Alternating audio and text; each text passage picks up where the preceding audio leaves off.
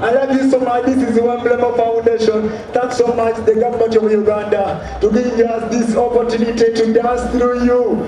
Thanks so much, Muhoozi, for giving me this opportunity, brother. Thanks so much, the whole government. And this is the Obwamanyi Foundation. We dance for life change. So I inspire all these kids. I'm having a dance foundation. After me making it, I inspire them through my songs. Skoto Kashima, so they came from the street.